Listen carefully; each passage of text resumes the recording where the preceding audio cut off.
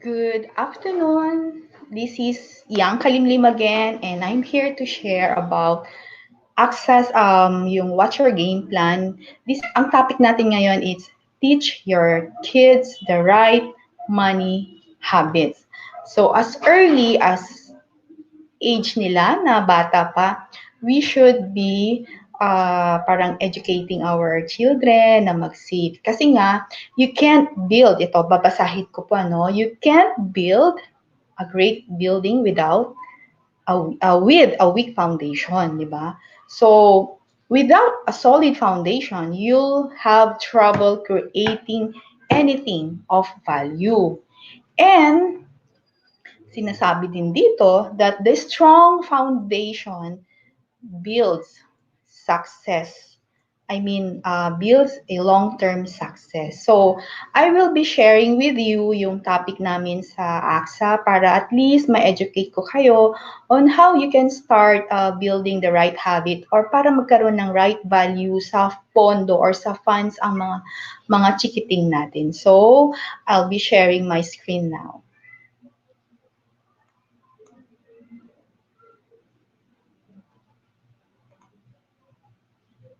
Welcome our first two guest speakers.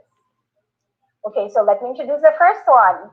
She is a money and family expert with years of experience as a finance practitioner. She is a Gallup certified strengths coach and resource person on parenting, finance, women, and investment matters. She has written best-selling books, writes a weekly column for Philstar.com entitled FQ Corner, and contributes to other publications. She was the grand prize winner of the first CNAG Financial Literacy Digital Journalism Awards in 2014 and honored as In Life She Wrote in 2019. We are honored to have her today. She's no other than Ms. Rose Press Fausto. And joining her today is a former mixed DJ, an event host, dance fitness instructor, and podcaster. This speaker was raised in a household that openly discusses money, and thus he was able to pursue a career outside of the typical career path. Let us all welcome Miss Rose's son, Anton Fausto. So please give a warm welcome to the mother and son dynamic, amazing duo of Ms. Rose and Anton. Once again, everyone, please have your Mentimeters ready. I hope by now you have already downloaded the app or just type that in your browser. That's menti.com.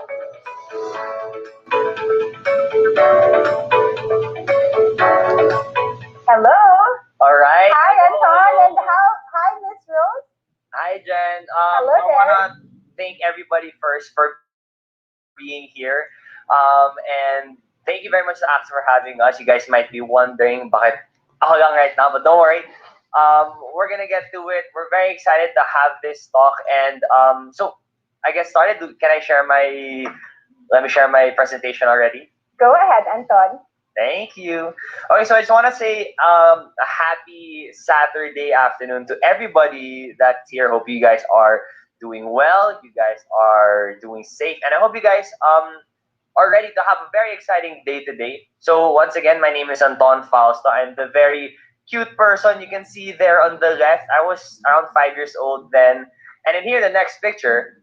This is around a year or two after, but I feel like we can have a present day version of this. So please call in my mother, the FQ mom, Rose Press Fausto. Hello! So let's do the reenactment. Direct, isang screenshot nga dyan. Hi everybody! Good afternoon! Maraming salamat po to AXA, sina Anika, Nico, Jen, lahat ng FQT, mga bosses nyo. Of course, Aya is also here with us. We are very excited. Thank you guys for sharing your Saturday afternoon with us. Sabi nga nila, interesting times like this, may pandemya, are really great opportunities to really prosper. And this afternoon, I hope will be that moment also. Because we will be talking about IQ. Yes, kasi, We'll be talking about that a little more in just a bit. But then I feel like I see right now in our Zoom there's already more than 300 people who are with us here. So thank you very much for hello. being here. If you guys don't really know yet about there are people who might be familiar with your work before, but I feel like let's give them like a quick background now. Let's go to the start. Where did this all start? How did we reach here today to be given this honor and opportunity to talk for you guys here? Yes. So I was an investment banker before I decided to be a full-time homemaker so I could take care of this Bebing and his two older brothers. And then when they started to grow up, medyo nagiging young adults na sila, I was faced with the crossroads. What am I supposed to do now? And after I gathered my midlife guts, I decided to write a book. My first foray into writing, it's called Raising Pinoy Boys. At lumaki yung project kasi pati yung mga magulang nila, Lance Gokongwei, Tony Menoto, Tony Tancapio, etc. in-interview ko na rin. And then, Anton, ang nangyari, naging common favorite chapter po yung chapter on money matters. And this book is where I really shared. Nagpaalam ako sa inyo, if you remember, di ba? Yung mga stories natin, simula nung bata pa kayo. Ayan, no, nakikita nyo ba? Anong age mo dyan, Yeah, no? I was like 2 years old yata here. Oo, tinan mo naman, di ba? Nakaganon pa yung pangalan. By the way, the older brothers are Martin and Enrique. Yeah. Hanggang nung tumanda na sila. Yeah, and just the reason why we also put this family picture and kita mo na we're very young here is that we really hope that you guys aren't intimidated or you're not scared about learning about finances kasi even when we were that young, okay, maybe when I was 2 years old, baka di pa naman. I don't know if I could really talk yet kasi but naririnig. even when you're very young up until you're around this age, it's a little more recent, you can and we believe you should talk about money. Yeah, pag-uusapan natin yan mamaya in better detail. No? Yes, but before that, we want to sort of get you guys involved and see how you guys are doing. Okay, so all we're going to be asking you guys 2 questions. Pero ito naman, let's go on Zoom. We want it to be real time. We want it quick. We want to see who's answering it. So our first question, all you have to do is write your answer in the chat box here in Zoom. Our first question is, are you saving and investing regularly? Okay, so for this one, there is no correct answer. The only correct answer is your honest answer. Oh, we have a lot of yeses. Oh, Yay, there, I'm so Christine, happy. damn it. Thank you. And even those who said no, that's okay. We hope that after our talk today, after what we have here, your game plan is gonna change and we can turn all those no's into a yes. Okay, next question, please. Okay, next question. No, damn it. Oh, there is one saying, just saving po. Marielle saying just saving po. That's the first step. That's the first step. Okay, let's go to the next question. Ito. It's very in theme. And On the other end of the spectrum. yes, I'm guilty of this also. How many times have you shopped online during the pandemic? Okay, so either A, never. B, just 1 to 3 times. C, less than 10 times. Or D, too many to remember. May mga D. I'm seeing a bunch of Ds. There are people saying not yet. Galing nga. Kasi alam ko, ang dami mga 10-10, 11-11, 12-12, lahat ng mga sale, binabanap ko kayo yun. But then, we're here to say that it's not a bad thing. It's just because if you're someone who has done online shopping, if you enjoy online shopping, that's okay. I feel like personally, there are times that people look at this as a bad thing. Gagastos na naman ako, pero I want to do it, but I feel bad about it. The reason why we're bringing this up is because we believe that it is very possible, and we believe it's the right way to have a healthy relationship with money, so that you can enjoy these things. I also enjoy shopping, so let's get to it. My mom, also known as the FQ mom, has written books about FQ. You have a column on FQ, pero let's break it down. Ano ba tong FQ? What does this mean? Okay, so we'll start with the definition. Mga parents, nagdagdag na naman po tayo ng another Q to contend with. Diba? There's an IQ, EQ, adversity quotient. So FQ is financial intelligence quotient. It is the ability to make sound decisions and actions in managing one's personal finances. So hindi lang po ito knowledge, pero kasama rin dapat yung behavior. That's why if can say that it is the IQ and EQ of handling money. Now, if you want to know where you are right now in your FQ journey, you can actually take the FQ test. So this is found in my FQ book, FQ the Nth Intelligence, but it can also be taken as a free online test. You can just scan the QR code or you can just click the link that I hope our backstage is providing in the comment section. And this is just a 5-minute test, Anton. It's all about ano ba yung nalalaman mo tungkol sa FQ at saka ano ba yung actually ginagawa. Yeah, kasi with FQ, especially for those na it's their first time to hear what FQ is about, it could be kind of, oh my gosh, where am I going to start? So this is a great way to start, a great place to start. And we'll just be going through a few of the questions and discussing them, just to give you guys a feel about what it is and how it is, it's part of everyday life. Sampulan natin. Yeah, sige, let's go to number one.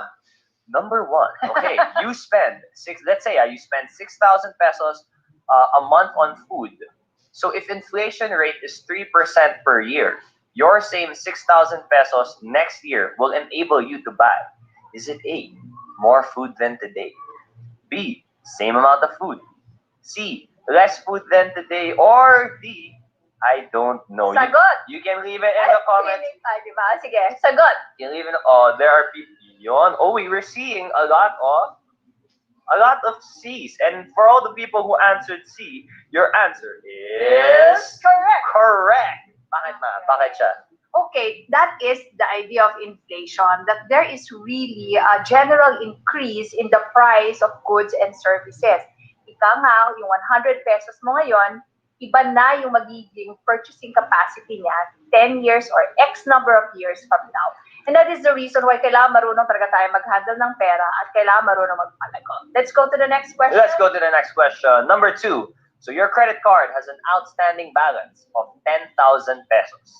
You always pay the minimum amount, let's say it's 350 pesos a month. So at an interest rate of 3.5% per month, how many years will it take you to fully pay your bill? So 10,000 pesos yung balance mo. Each month you pay 350 pesos, which is the minimum amount. But there's an interest rate of 3.5%. So how many years is it? Pakita natin yung mga choices. Is it A, less than 5 years? B, between 5 and 10 years? C, never. Or D, I don't know. Okay, ano mga sagot Let's natin? see. Oh, Carmel, may emoji pa. Never just may laughing because Carmel and oh, there, we have a mix of answers. Okay, that's totally fine. But the correct answer is Never. You remember that? greatest showman. Yeah, greatest showman. And this is the greatest. This would be one of the greatest lessons. confusions that people have, and it's normal because if you think about 10,000 pesos, if I keep paying 350 pesos, eventually, di ba? Mapupulit eh. Oo, pero bakit ma?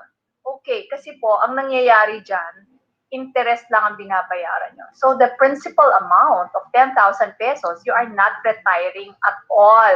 And this is the problem kung hindi natin masyadong iniintindi kung paano ba nag-work itong mga credit card debts natin. Kung bayad lang po tayo ng bayad ng minimum amount, kala natin, okay na yon, nagko-compound lang talaga eh. Sayang eh. Ang compounding interest, maganda yan if it is working in your favor. You're the one getting the interest. But if you are the one paying the interest, medyo masakit po yan sa bulsa. Next question. All right, let's go to our third question. For every income that you earn, how much do you set aside for savings and investment? So to everybody that said yes in the very, very first question, Yep. Is it A, none, B, whatever is left, C, at least 10%, D, at least 20%, or E, at least 30%, or isa pa, F, much more than 30%. Let's see what the answers are. Okay, we're seeing we have a lot of D, C, F, E. Sino yan? Ang galing niya. Si Elaine saying E. Go, Elaine. Okay. All right, the thing here, we don't have a slide that shows the right answer because the correct answer, this is an honesty thing. Yes, it's your behavior. So the correct answer is your honest answer.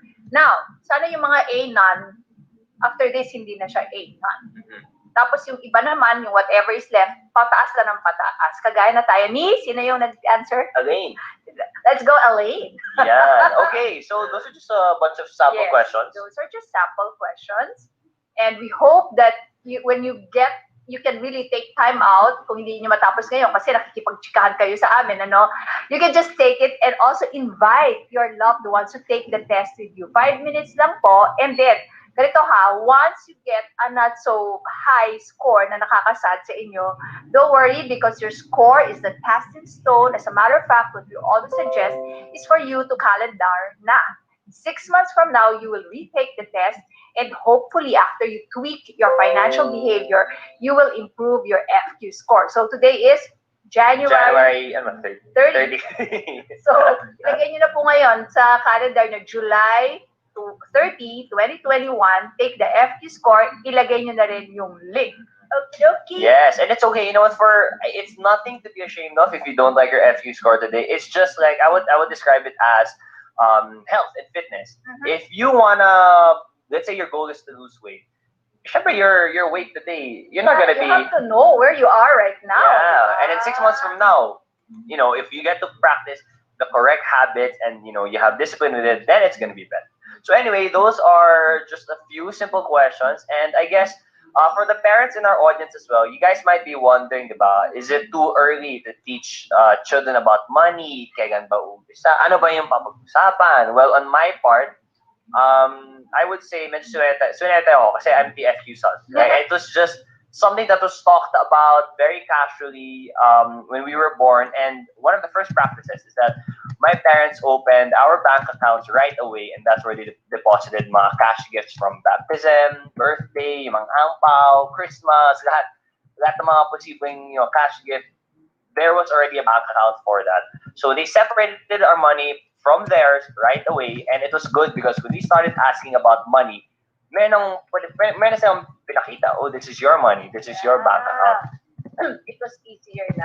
No? And then I remember while growing up, we would openly talk about money during meals, hatid sundo, and my dad would talk about investing. They explained to us, and the thing was, they explained it to us in easy to understand language. Okay, ito yung masasabi ko kasi about, as someone who doesn't work in the finance industry, and I hear yung mga kwento nila about all these different types of funds and yung mga may mga fractions may mga the ganyang ratio the financial jargon, honestly, it's intimidating. I still don't understand everything. Diba? A lot of them, but especially when we're talking to kids, you talk about things that are in ways and terms that are easy to understand so that we can really instill these lessons. Pero how about those parents? Kasi kayo ni Papa, finance industry. But a lot of parents, they haven't, just same experience kami. Zero experience in the finance industry. Yeah, okay. How is it possible for them to raise their children to have high FQ as well? Okay, so the more closely I take a look at their growing up years, the more I'm convinced that parents don't really have to be in the finance industry in order to raise their children with high FQ. Why? Because, Anton, the laws of money are really simple. In fact, yan po ang naging inspiration ko when I retold a classic. The title of the book is The Retelling of the Richest Man in Babylon, and I wrote it in both English and Tagalog. I simplified the laws into 3 basic ones. I-share natin ito, Anton. Okay, let's go to the 3 basic laws of money. So the first one, so this is the one that, it's the first one, so you have to start with this, and this is the one that that kids will really be able to understand. It is to pay yourself first. So the example for me, how I got to concretely experience it, was with my allowance. Tapos may mga kwenta pa ako in just a bit on how that lesson was really instilled in me. Yeah, ang maganda siguro dito, when you say kasi pay yourself first, no, it really is shifting your mindset. Usually when we talk about savings, what comes to mind? Deprivation, di ba? But really, it is not. It is prioritizing yourself, prioritizing your future self. Let's go to the second one. Second law, get only into a business you understand and seek advice only from competent people. Okay, ito naman po, ano ba yung papasukan nating negosyo, no? Kung minsan kasi nakakakita tayo ng, ang galing ng negosyo niya, pasok din ako dyan. Food business, wala daw lugi, basic need, pero hindi po ganon. You have to get only to a business na naiintindihan nyo kung may competence kayo. And the second part of the second law is also to vet naman the people that you listen to. Okay? Third. The third basic law of money is to make your gold work for you, make an army of golden slaves before you buy luxury. This is the law that separates those who are just getting by from those who are able to accumulate considerable wealth. Ito yung delaying gratification. Mamaya, pag-uusapan pa natin ng mas matindi yan. Alright, so, sasabihin siguro na iba, Rosen and Ton, if the laws of money are simple, Oh, dali how naman. come a lot of people still have money problems? It's because, Simple is not always easy. bakit kaya? Magbigay tayo ng konting biology lesson. This is the human wiring. Yung ating pong prefrontal cortex, ang ating rational brain. When I give you a math problem, that's a part of the brain that you will use. Yung kabila naman, yung limbic system natin, ito po yung ating emo brain, yung lahat ng mga feelings natin, yung mga sad, happy, mga ganyan. And you know what drives our behavior? It is the limbic system. Kaya, sometimes, alam na talaga natin, Anton, alam na natin, pero, ba't natin hindi ginagawa? Yes. I think a lot of people can relate here. Alam mo yung marami tayong ganyang problema sa pag-ibig. Na, alam mo na mali eh. Alam mo, ba't mo pa binabalikan? Kahit alam mo na, pero it's when yung mga Limbic ka doon. the heart it's what the heart chooses. That's totally normal because that is human behavior. Yes, and that's why I put this out now para maintindihan natin hindi tayo bad people. It's just that we are so wired, and that is also the reason that's why my take why my take in teaching about money and family is with the use of behavioral economics principle. Ano ba yung behavioral economics? Simply speaking, it's the fusion of traditional economics, which always assumes that the consumer, tayo po mga tao, are always acting rationally. Plus, dinagdag natin yung psychology, which is what we actually do. And all of these things, yung mga dahilan kung bakit hirap tayo na gawin ang tama para sa pera at sa ibang aspeto ng buhay, are now in my new book. Woohoo! I'm sharing this with you. Hindi pa ito na-launch, kaya lang I'm so excited kasi, oh my gosh, Anton, alam mo naman kung anong hirap ni Mother Yes. dito. Years and years of studying, writing, rewriting, at kung ano-ano pa. So I also want to invite you to get your copy of this, no? So ngayon, balikan natin yung simple, not always easy. Okay, so since it's not easy, I also saw Rangel saying lack of financial discipline. That's correct. But you know what? Yun na ba? Porket di natin nagagawa, porket mahirap, we're not gonna find ways. That's why we have a few FQ hacks to help you guys on how to, and we practice this ourselves. So the first one, we go back, we have one hack per law. So the first law of money, which is to pay yourself first. All right, let me show you guys. This is never before seen archives of my life. Okay. Never before. A few times now. Okay, so this one, this is the actual scan, diba? Oo, talaga. Oo. Pinaalam ko yan sa'yo, ha? Yeah. Ilagay And ko sa libro. also, ito yung allowance ko when I was grade school. Probably I was grade 2 or grade 3. Pero fun fact, yung handwriting ko, pareho pa rin. It still looks like, kahit 2003 na yan, kahit 2021, ganyan pa rin yung sulat ko. Pero ganyan pa rin ang aking mga FQ habits. So what I did here, this is initially how we did our allowance. So I used to get 100 pesos allowance per week. Pero may baon naman ako, so di ako nagutom, don't worry. I would write it down here. So I have my balance, then I add the savings. I used to save in a way na, okay, I got my 100 pesos, I'll buy food, tas whatever natira, yun na lang, that's what I save. Pero tingnan mo, savings mo dati, 100. Kasi excited. Yeah. Pero later on, nahirapan din, di ba? Yeah, sana all. Okay. And that is when Papa and I decided, teka, kung minsan nawawala na kasi yung pagiging super saver nila, that's when we gave a prescribed minimum savings rate of 20%. Okay, so yung 20% na yun, let's say 100 pesos a week, that means you save 20 pesos. But what happens kasi sometimes, well, not, okay, what happens? Not sometimes lang. So I have 100 pesos. I go to school and then I buy food. But at the back of my head, gagawin iniisip, hindi ba I have to save 20 pesos eh. So I feel like tinitipid ko, binibitin ko yung sarili ko. I can't buy the french fries. I can't buy ice cream. So yung style namin, we found a way and we found a hack and we also applied this later on in our life to automate it. And how we did that was through the easy investment plan. Tanungin nyo po kung saan yung mga bangko nyo. For sure, meron sila niyan, ano?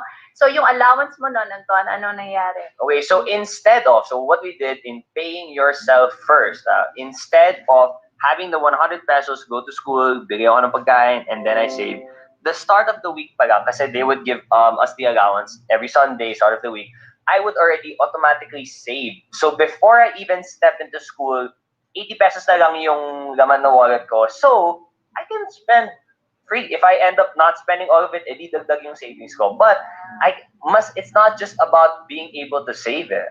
For how I feel is, mas masarap yung mag-spend ko. Mas masarap yung, kasi before, let's say I'm eating ice cream on a Friday, man, but I would have wanted to have another ice cream if I have to save it. Pero if I already knew, nakasave na ako. Plus, I have money for 2 ice creams. Enjoy! Bigyan ko yung dalawang ice cream na yun. Okay. So this is really a very, very important hack. If there's one lang na kaya nyong gawin, automate saving and investment. Number 2, the second law of money. Anong hack natin dyan? Imbis na gaya-gaya tayo at ingit-ingit tayo doon sa mga kumikitang negosyo, siguro let's borrow from the Japanese philosophy. They have this what they call the ikigai. Ano ba yung ikigai? It is the intersection of what you are good at with what you love to do, what the world needs from you, and that which you can be paid for. Yun po ang alamin natin. Kadalasan sa mga magulang, especially yung nagsa-start na mag-isip ano bang kurso yung kukunin ng anak nyo. Bawa, nasa grade 12 na siya. Minsan nakikialam yung magulang kung hindi nila naiintindihan yung kurso na gusto ng anak. Sabihin nila, anak, walang pera dyan. Pero if you're able to raise your children to have high FQ already, you can sit back, relax, and allow them to follow their calling. And I can add here, kasi I've witnessed a lot of those. They end up taking this course. I have friends that they end up taking med. That would be an example. And it goes both ways. It's not because the parents don't want them to do something that they like. It's because they want what's good, what's best for them. And for the kids din naman, diba? I mean, also from my experience, there are times na, oh my gosh, I'm not really sure. Like there's a lot of factors that goes into choosing what path we want to take. That's why for me, I didn't enter the finance industry. I'm an events host. I'm a podcaster. I'm a dance fitness instructor.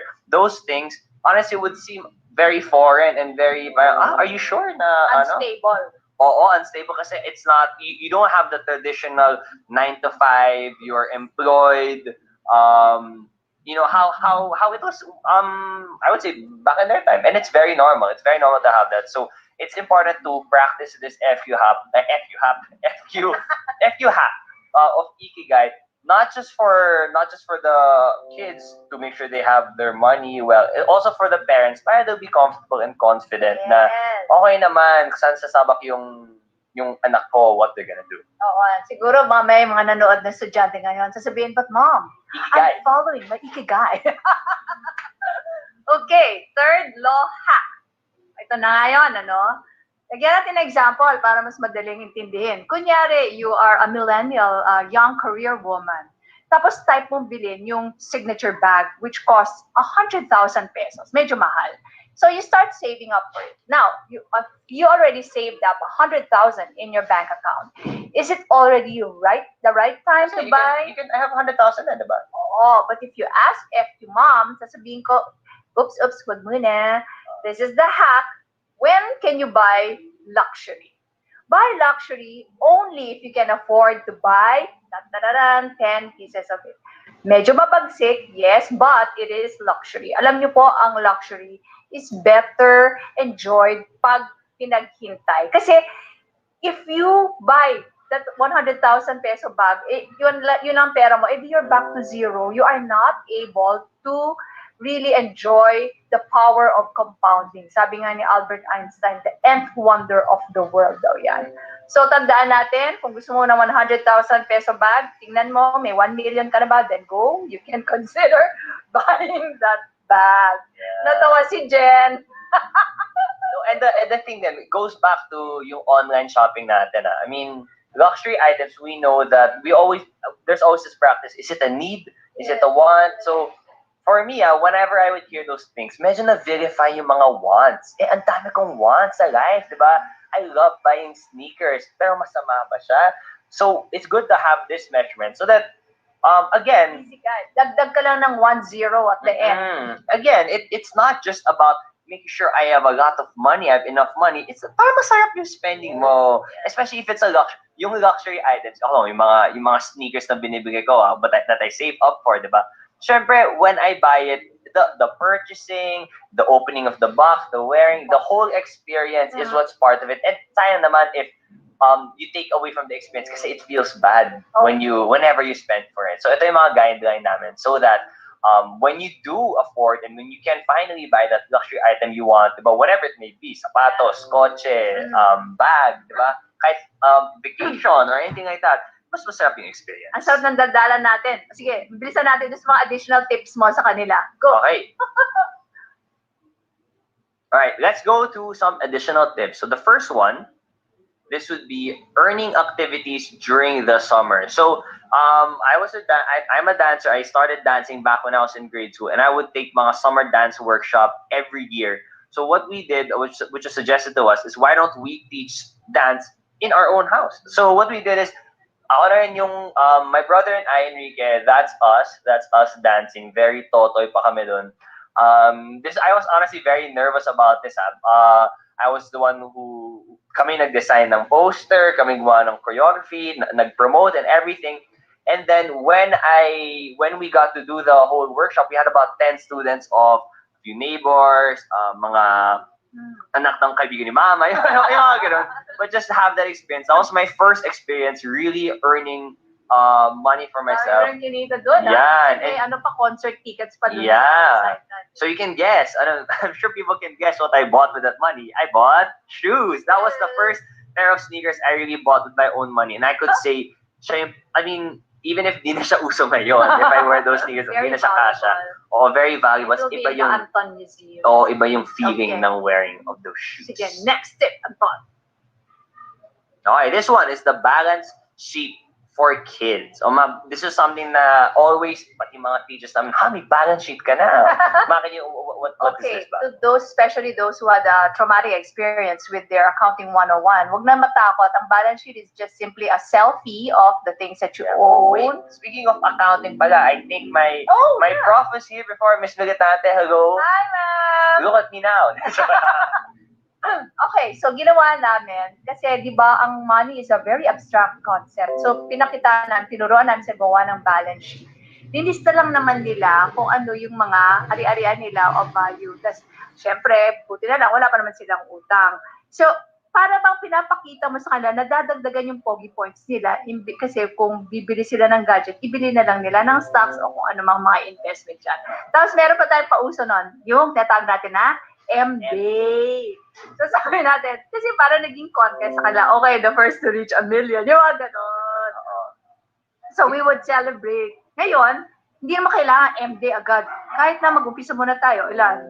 Gusto mo, 4 figures, 5 figures, 6 figures, all the way to kung ano man yung gusto nila. Yeah. And the reason why we like this is because we make, we want to find ways to make money fun. We want to, kasi people would think that, Gamify it. if you pay yourself first, if you save and invest, you're not getting to have fun because the fun comes when you buy things, which is true. It's fun to buy shoes, diba? That's where you get the value of money. But then just seeing your money grow is already fun in itself. Pogi point. Yon. And our last tip, this was not fun for me, is to cut the financial umbilical cord. So what does that mean? So diba, ever since you're born, when you're studying, lahat, you get allowance, got mga gimmicks, or everything that we spend for, diba, it's sponsored by the parents. So from the moment that that we graduated, wala na, zero allowance. But syempre, I still live here. My birth, we're not saying naman, don't give them birthday gifts or Christmas gifts. Ha? Bawal yun. Still, please give me gifts for my birthday. So, but then, so that when you cut the financial umbilical cord, it sort of adds that, parang may notice yung mga graduated kids na, although, if kung kaya naman, if you can afford to take a break, I do think it's healthy and good. Men ka na, okay, but then soon, I have to start earning. I have to, Huwag ka nang umasa sa parents. Oo. And it's good to have that rule so that, one, so the kids are already aware, okay, I have to earn. And also for the parents, kasi it might feel bad, na parang, I'm gonna stop giving them agawan. So we set the rule na ahead of time. Ngayon pa lang parents and kids there, mag-set na kayo. Kailan ba yan ikakat yung financial umbilical cord na yan? Baka mamaya hanggang may asawa at anak na nang gumaasa pa rin. Oo, and please, okay, hindi to graduation gift. Hindi to parang, surprise! That's the gift. Cutting the financial umbilical cord. Hindi naman gano'n. That's not what we're saying. Okay. So yun, alam mo, ang dami-dami pa namin dapat gustong sabihin sa inyo. Really, 30 minutes is not enough.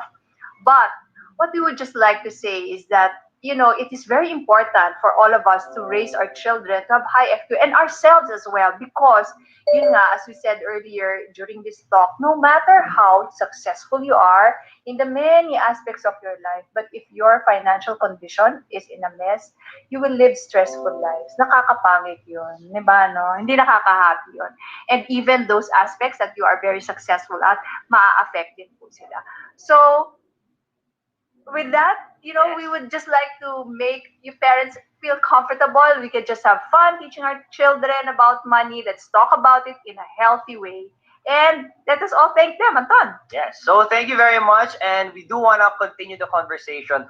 You can follow us, my mom, Facebook and YouTube, FQ Mom, Twitter and Instagram, the FQ Mom. And for myself, my Facebook and YouTube is Anton Fausto, and my Twitter and Instagram is @DoremyFausto. And plug ko na rin yung podcast ko. It's called The Anton on One Podcast. You can check it out on YouTube and Spotify. I have conversations with a lot of people here, having honest conversations about anything under the sun. Oh, and don't forget the 2-in-1 book.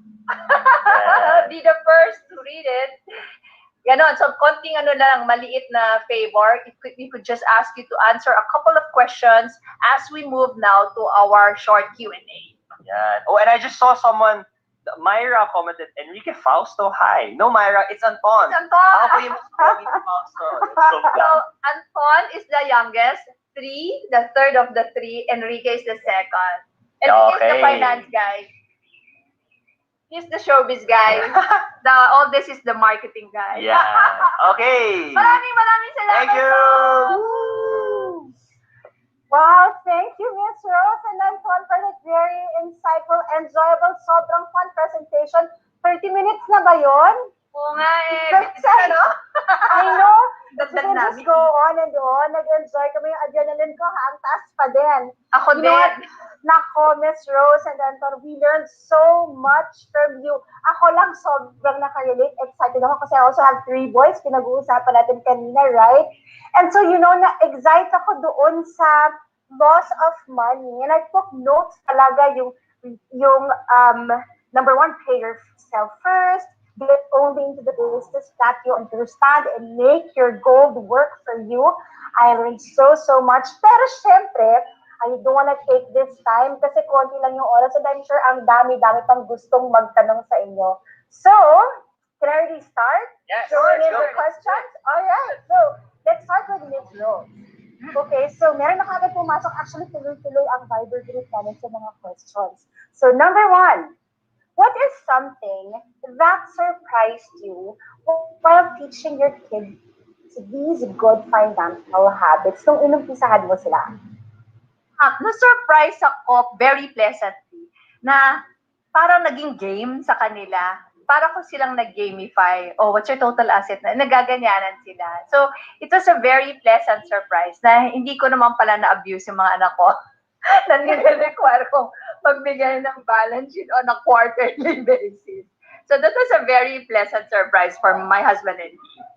And it really worked, no? Yeah, and if I could just add to that. Go ahead, Anton. Now kasi, I wouldn't say na I've fallen the category of kid anymore. I'm 24 years old now. Oo nga.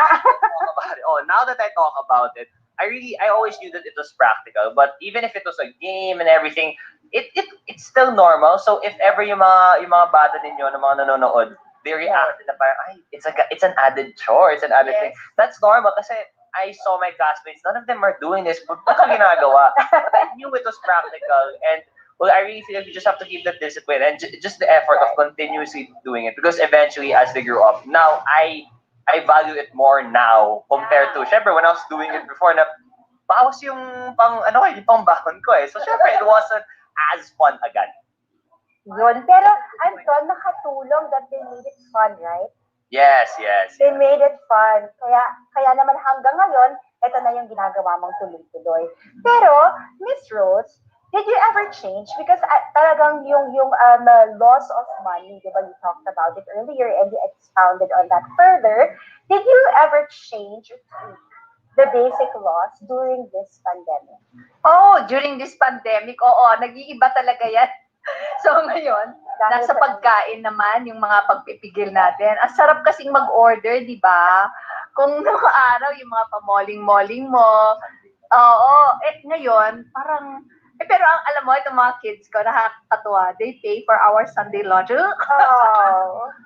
So, titignan nyo lang kung ano ngayon yung nagbago ng mga yung mga ways that are changing now because we are in quarantine, di ba? Right. Ngayon, ang nangyayari, because you're at home, ang dami mo nakikita, uy, kailangan paayos yung ganyan. So, doon ka rin, medyo magpipigil-pigil. Kailangan ba talaga yan? Yung mga ganyan.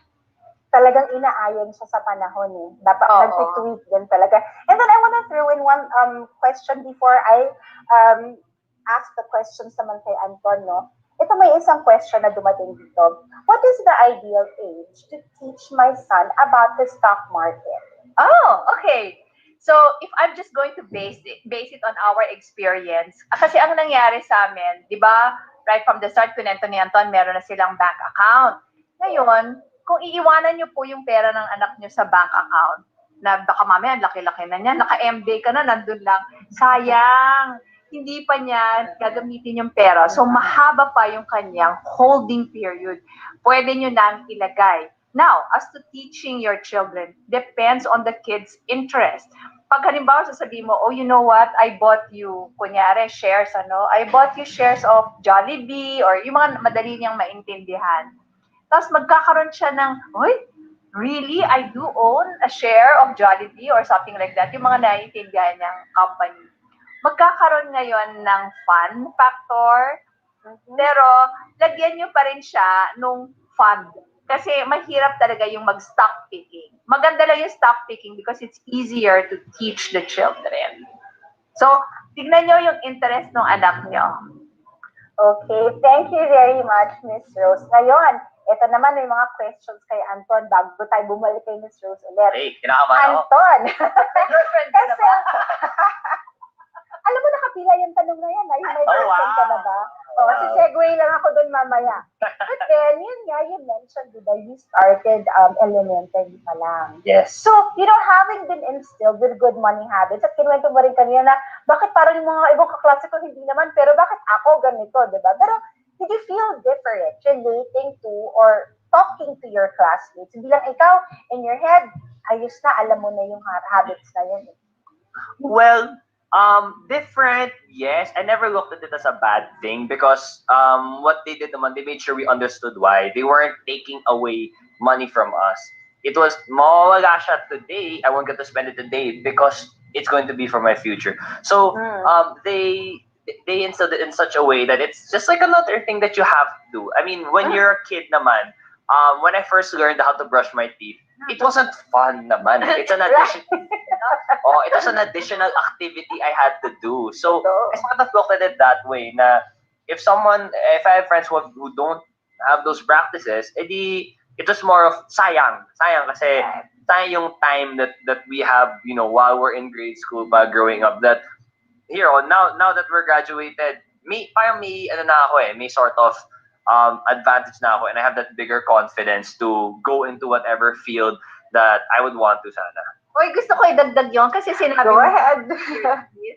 Alam mo ba, our company is called IFE, Management Advisors Inc. IFE stands for investing for everyone. Kasi ang Oh. lofty dream ko is to really make investing for everyone and to make it as regular as brushing your teeth.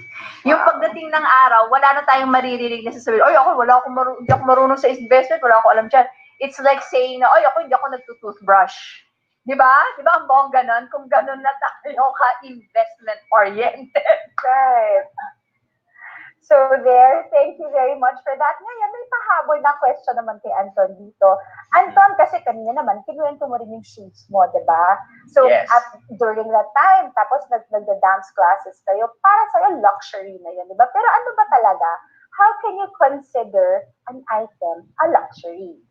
Kasi di ba hindi naman siya pare-pareho daw? Yeah. It goes back to the wants and the needs. Before, if I could use an example, before a cell phone was more of a want, nung hindi pa siya masyadong uso.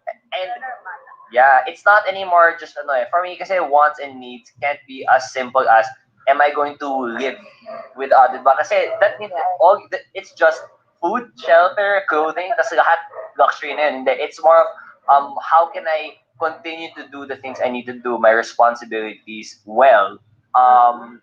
Before it's gonna be a luxury. So cell phone is I consider it a need. Even if I can still sleep at night and I'm going to breathe properly kahit wala akong cell phone. That's how I communicate, diba? There's a lot of factors that goes into that. Knowing the wants and the needs. Got it. Right. Tama naman yun, no? Depende talaga yun eh.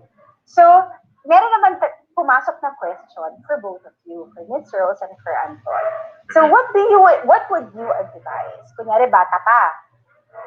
Advisable ba na mag-open ng joint account with a parent?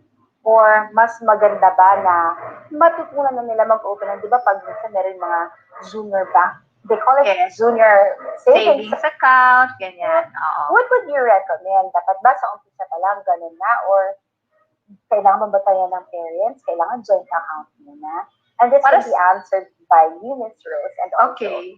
Para sa akin, hindi kailangan joint account, but there are some accounts, especially investment accounts, na hindi pwedeng yung minor. So this is now going to be, for example, Anton,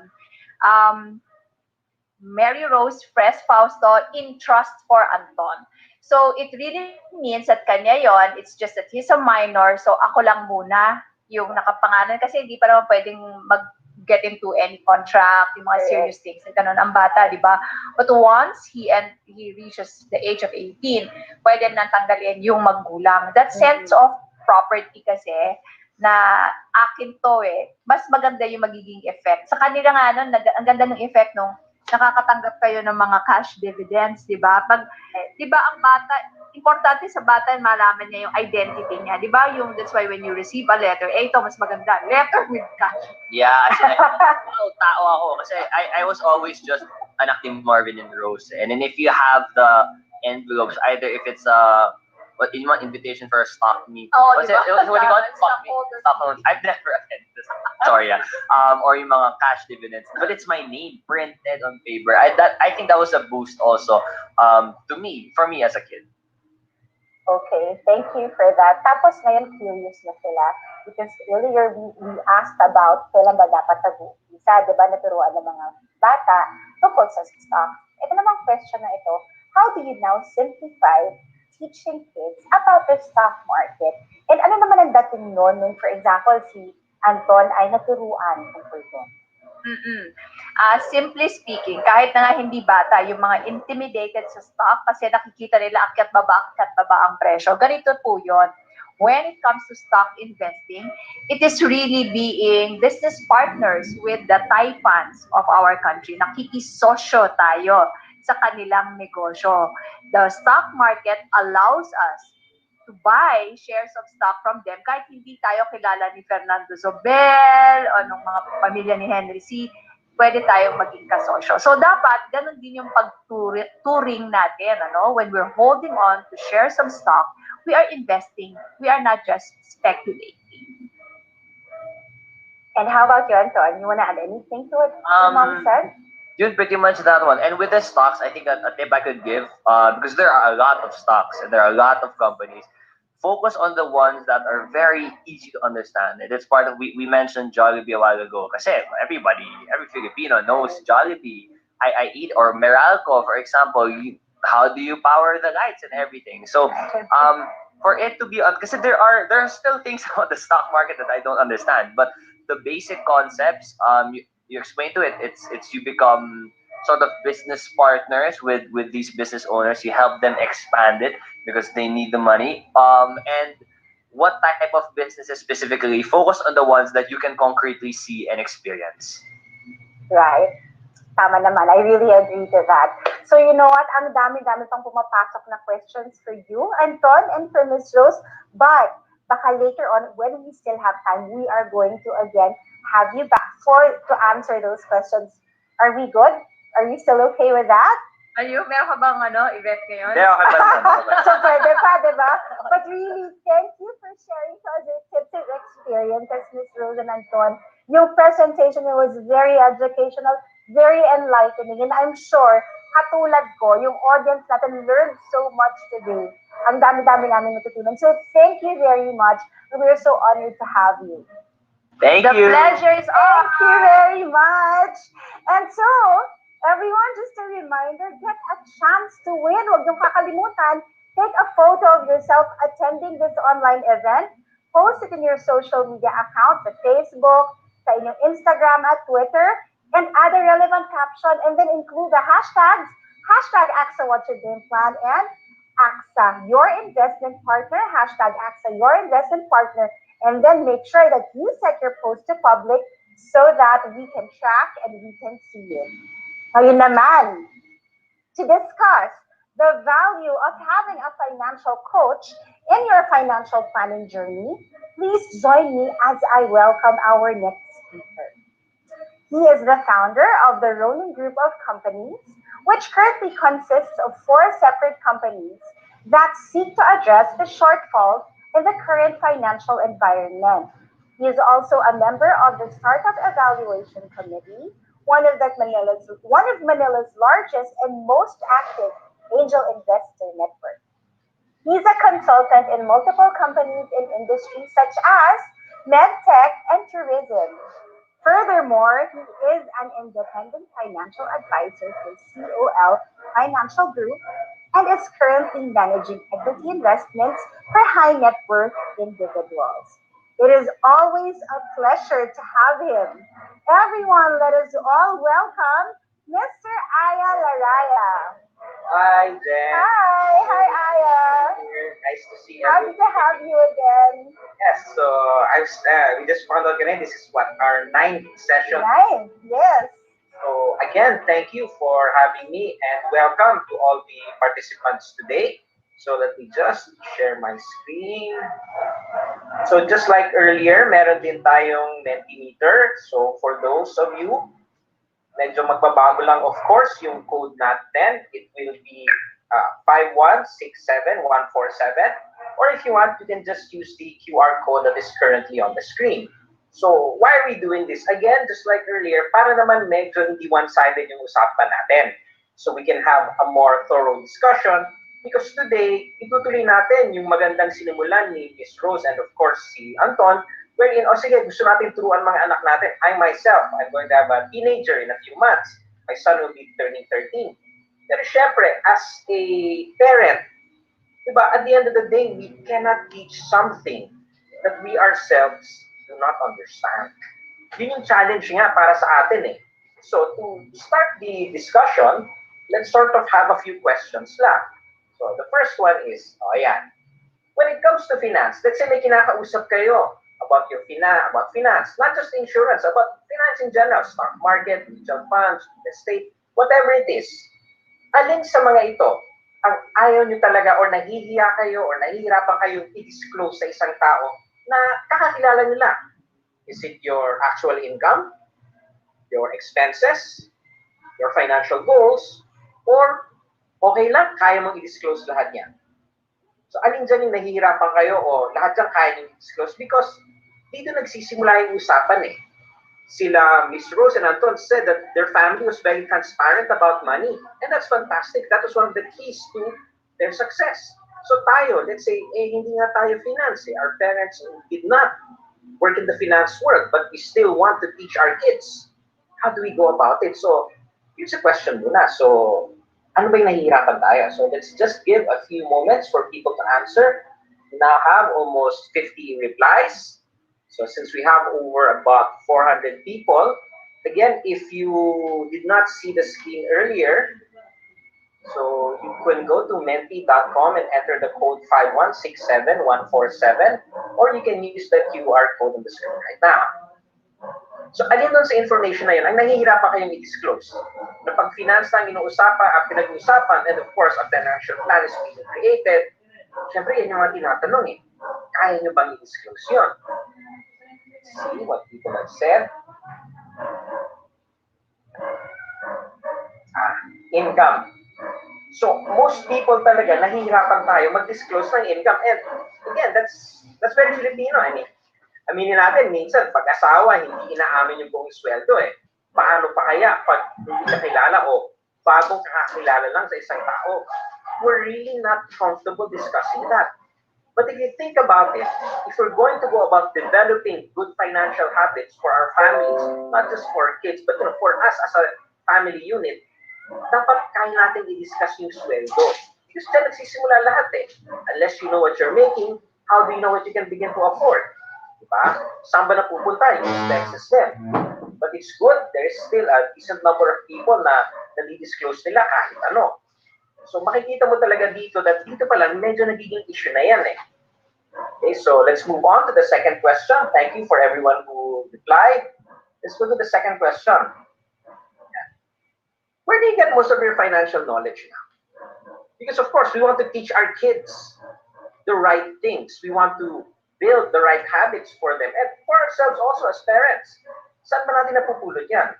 Do we really take courses? Yung talagang courses, whether online or live, really take full-on courses with exams, with submissions, all of that? Do we rely on social media, yung tinatawag na Facebook University? Magtatanong tayo doon, tapos yun na ang gagawin natin? Do we get it from friends and family? Or do you get it from your AXA advisor? Saan nyo nakukuha ang financial knowledge nyo ngayon in general? Okay, so let's take a look. So, bilis parang mas magot dito. Where are you getting it? Because, again, where you get the knowledge will have an impact as to what you actually learn. Okay, makikita natin yan when we get to the formal presentation. So let's take a look and let's see what people have said. So it's good, a lot of you have gotten it from formal training and not much from social media. Friends and family, also good. But to be honest, it should not be, it should be the first and the last thing. You either get it formally or you get it from someone who was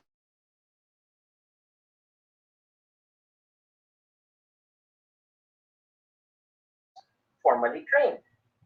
And that is the presentation today comes in. Okay. Yeah. Because we're going to discuss how do you actually build these right money habits for ourselves that we will then pass on to our children. Diba? Kasi siyempre, dapat bago may turo, ikaw muna, kabisado mo yung tuturo mo. So, here are some common errors that I've seen that people sort of fall into as they try to learn. One is the over-reliance on social media. Mag-i-invest ka, bakit? Kung sa social media, I mean, you see that in Bitcoin. Or ngayon, I'm sure some of you may have heard yung issues sa GameStop sa States. There's so many things talking about in social media na gusto mo naiinganyo ka eh. For a while, Forex was very hot. Then you have these parang yung mga sinasabing mga pips, yung mga matches between ganito, ganon, nakakainganyo. And you think, wait, madali lang, kaya ko yun. Kasi social media naman, you see all of these people doing it and they're making a lot of money. And in fact now, if you're familiar with the app TikTok, TikTok, doon na nag-aaral ang tao about finance. Now, that's good in a sense, but there is a danger that if you do that, it will lack context. Just because it worked for someone in some situation does not necessarily mean it will work for you in your current situation. Hindi nagka-transition palagi eh. I mean, something that works in the United States, the theories that work in the United States, yes, they're good, they make sense. But they were created for the US environment, they assume US regulations. And if you're going to just try and mimic it in the Philippines, it doesn't translate very well. Bakit? Eh, ibabatas natin eh. Para mo kasing sinasabing, pag doktor ka dito sa Pilipinas, automatic, doktor ka din sa States. Doesn't work that way, di ba? You still have to pass certain regulations to actually get a license. Ganun din when it comes to finance. So, you hear something on social media, you think it's exciting, you think you can make a lot of money, great. Someone did. Uy, siya din. Doesn't mean it will work for you because context matters. Baka naman hindi pwede yun sa Pilipinas gawin. And then third, we tend to have a tinatawag kong vaccine approach when it comes to finance and investing in uy, I do it once, tapos na. You buy a financial product once in your 20s, then you think that's okay for the rest of your life. Hindi eh. Your needs and your family's needs evolve over time. Nagbabago. Tignan nyo na lang yung pinagkakagastusan natin. What you were spending on in your teens is different from what you were spending on in your 20s. And then so on and so forth with your 30s, 40s, and 50s. So, ganyan eh. So, natuto na ako. You read about mutual funds. Okay, great. You read about insurance. Okay, great. Then you think that yun na yun, tapos na. You read about it, you did it once, and we're done. Doesn't work that way. Habit nga yung kailangan natin eh. You can automate it, yes. It really helps. Automation really helps. But still, you have to evolve. It still has to change. Because over time, theories and tools and products become obsolete. Nagbabago yan. Teka lang yung cellphone mo. Your cellphone, you change it what? Every 3-4 years, binabago mo cellphone mo. Why? Ngayon, usapan na 5G. Diba dati, ang cellphone 3G. Tapos naging LTE. Tapos naging 4G. Ngayon, 5G. Eh, paano kung yung phone mo 3G pa rin? Can you maximize the opportunities that 5G technology brings? Likely not. Same thing with finance. Theories and tools become obsolete over time. And if we don't consistently build the habit of learning about it, mapag-iiwanan talaga tayo ng panahon. I mean, just go back. If you go back to the time of your parents and grandparents, for some of you, diba, dati sinasabi yung LOI, yung living off interest. Sinasabi yung tao, basta may pera ako, lagay ko sa bangko, tapos may papasok na lang na interest every month, tapos mabubuhay na ako doon. Kaya yun dati. Bakit? Kasi nung panahon yan, and we're talking about 80s, late 80s, up to early 90s, ang interest rate sa bangko, good banks hindi mga maliliit, good banks back then, 14 to 15% a year savings.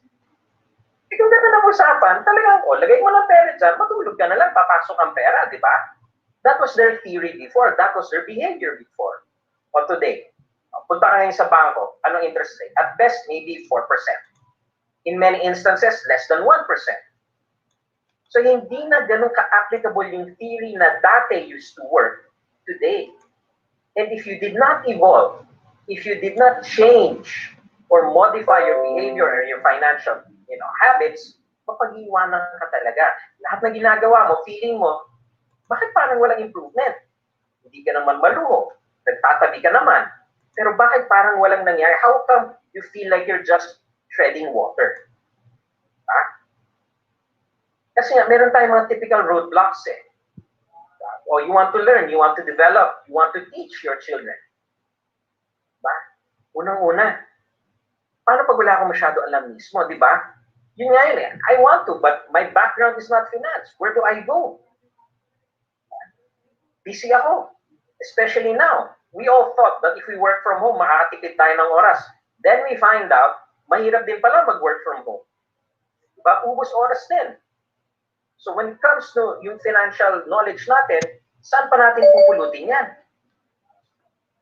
And when we do find all of these sources of information, whether it's a person or a site or a video, how do we know it's real? How do we know it's not a scam? Because every year na lang ang daming Pilipino na i-scam ng milyong-milyong piso simply because we don't know any better. So these are intelligent people. Hindi naman sila walang pinag-aralan. We're talking about doctors, executives, engineers, even lawyers. Naloloko pa rin. Nawawalan pa rin ng pera.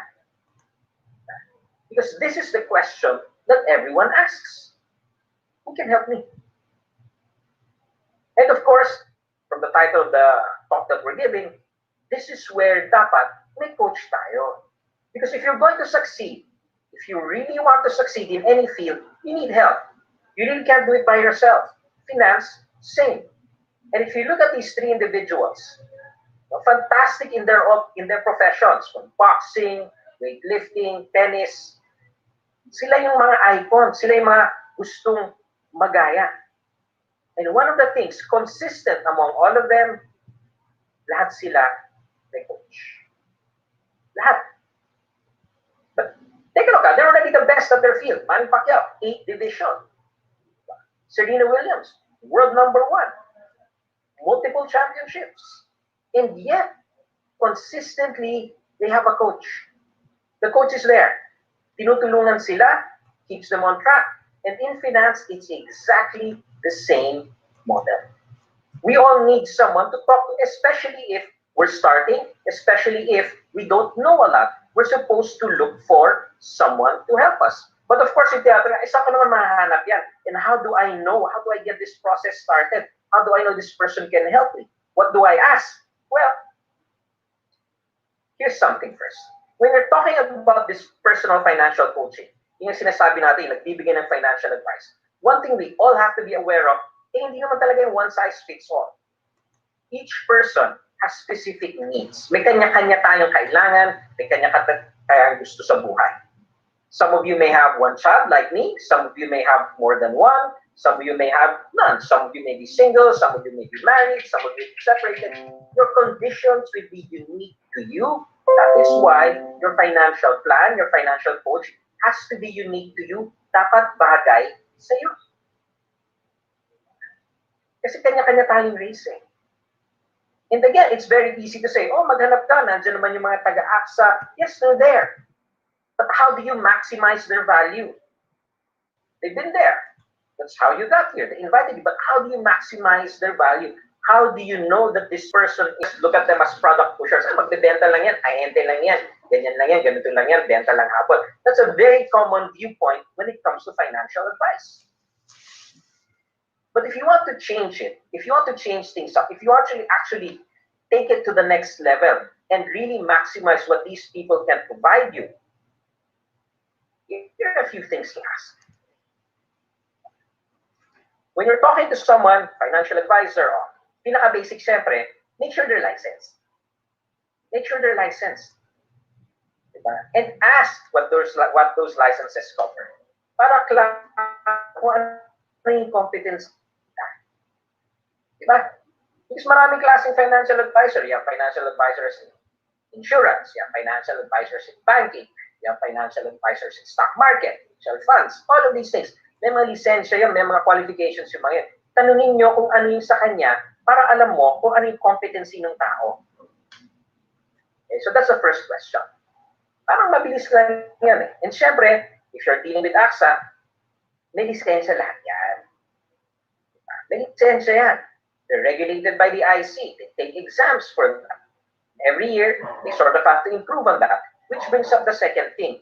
You don't want an advisor who never learns anything.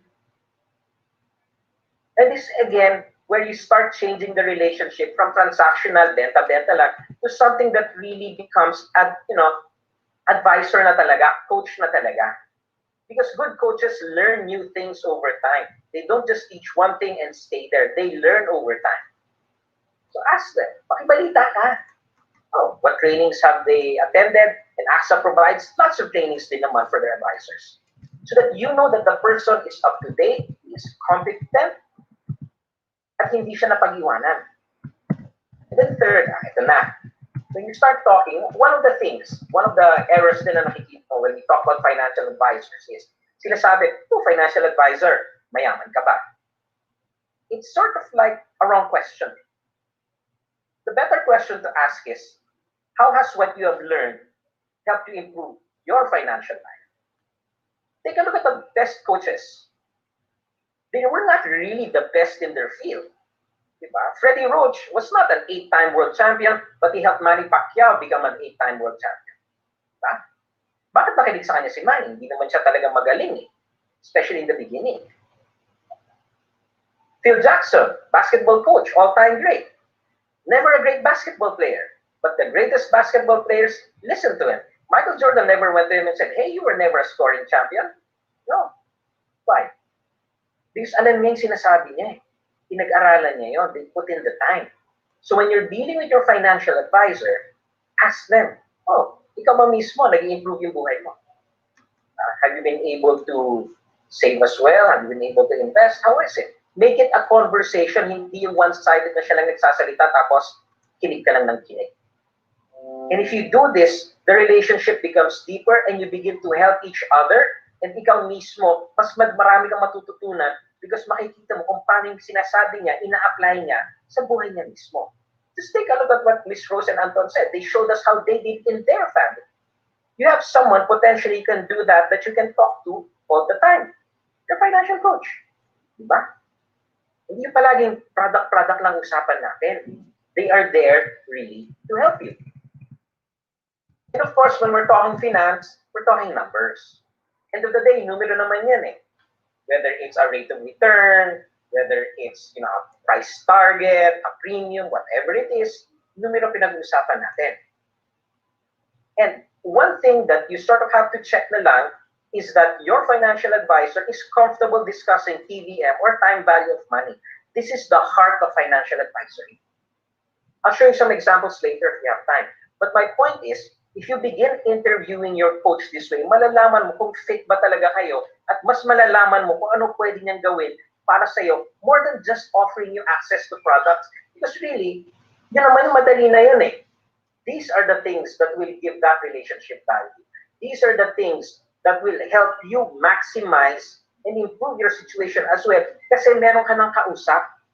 You have someone in the financial world who can potentially tell you things that can really change your life. And pag nakausap mo ng ganyan, then you will become more comfortable discussing your financial data.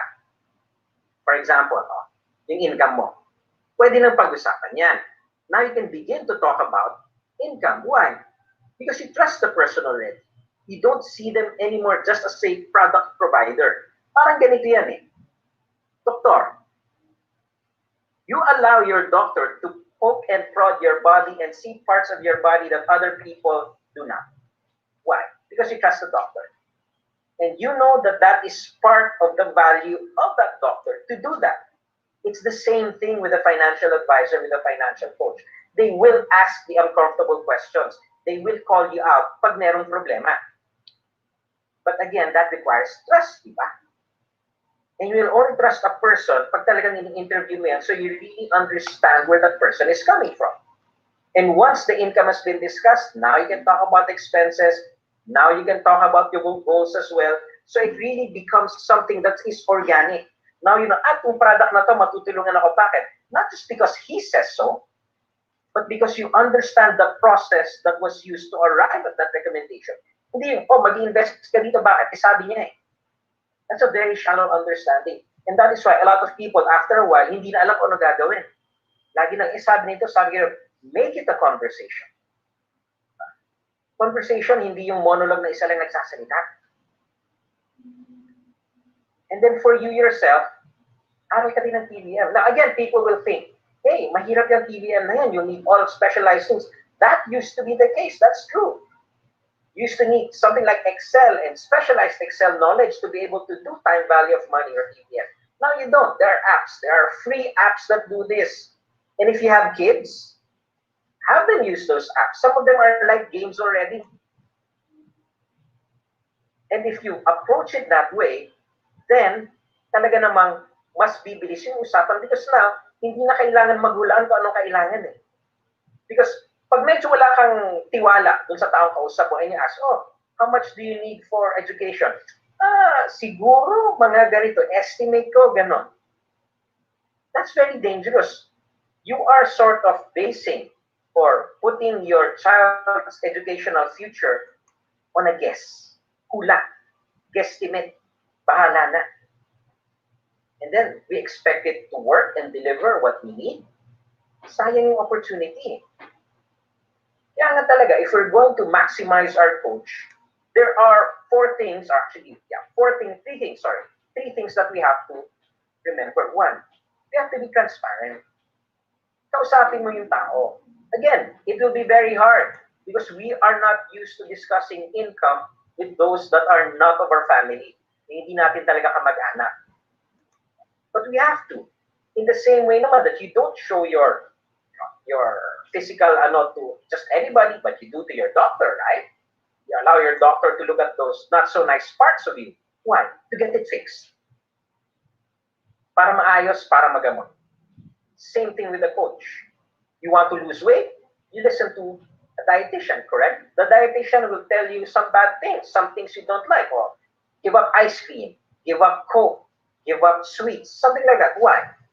Because we want to accomplish something better. Lose weight, for example. Same thing with a coach. You're planning for your child's education? Okay, but you have to sacrifice certain things muna. You have to give up certain nice things muna. Why? Because you want something better in the future.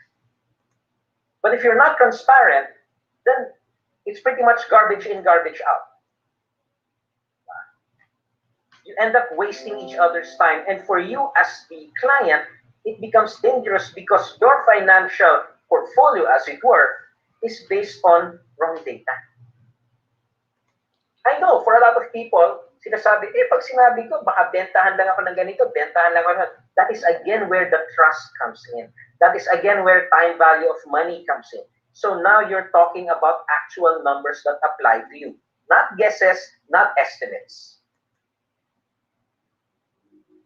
Because one of the dangers talaga when it comes to finance, and I'm not just talking insurance, but we're also talking stock market, businesses, and all of these things, is yung tinatawag na minimum approach. Tatanong, gusto mong investment? Ang tanong is, magkano ba minimum? Bakit minimum agad ang tinatanong? Diba? Gusto mo ba minimum din lang ang kita? Gusto mo ba minimum din lang ang chance na makapag-aral ang anak mo sa eskwelang gusto niya? Because that is what that question is asking. And I understand for a lot of people, why do they ask it? Because they don't have the numbers to actually give. For example, let's say you want your child to study in Ateneo in 15 years from today. How do you know how much the tuition will be? Of course, again, if you know Excel, if you know all of these other things, kaya mo i-calculate yun. But if you don't, what do? Manghuhula na lang tayo, bahala na. Minimum na lang, and then we'll see. Tapos pag mga grade 10, 11 na, biglang maghahabol na tayo kasi malalaman natin na more often than not, kulang pala ang naitabi natin para sa college ng bata. That is where a good financial coach can help you.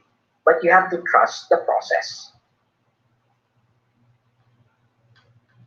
And for both of you, therefore, you have to both improve yourself and your tools. Ikaw din, makibalita ka. Social media, of course, see what's happening.